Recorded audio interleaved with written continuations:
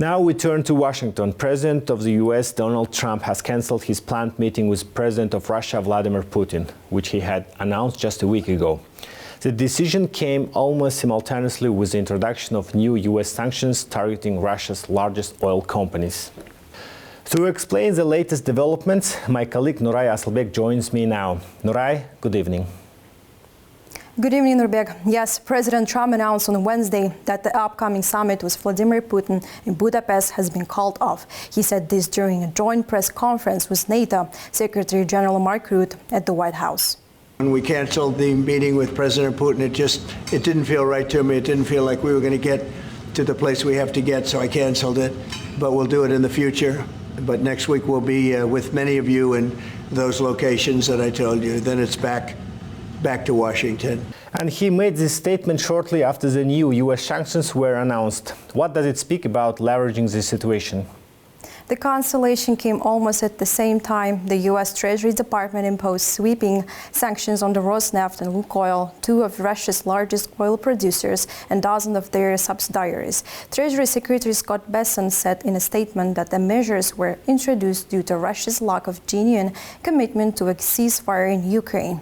According to the official release, the sanctions freed the company's assets in the United States and banned new transactions with them. Trump himself reposted the announcement on Truth Social with the caption, "Time to stop the war and time to stop the killing."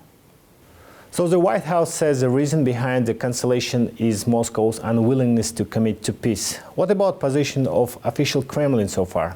Moscow denies accusations of being unwilling to pursue peace. The Russian Foreign Minister Sergei Lavrov, in a phone conversation with U.S. Secretary of State Marco Rubio on October 20, stated that Russia would not agree to immediate ceasefire before the start of substantive peace talks. The conversation took place just days after President Vladimir Putin and Donald Trump had spoken by phone and agreed in principle to meet in Budapest.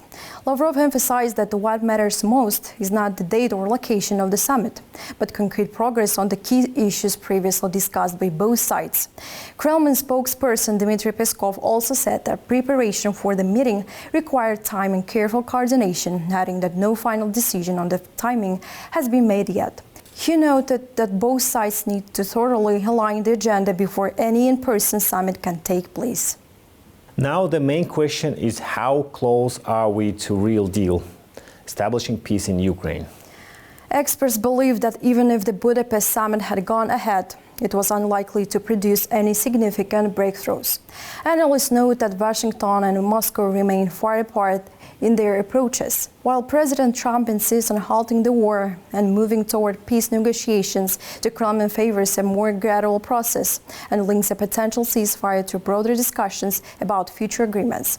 International commentators suggest that postponing the Budapest meeting may be a pragmatic move. In their view, it is better to wait until conditions are genuinely ripe for negotiations rather than push for a compromise that would not lead to lasting peace. Thank you for the update. That was my colleague Nuray Asylbek.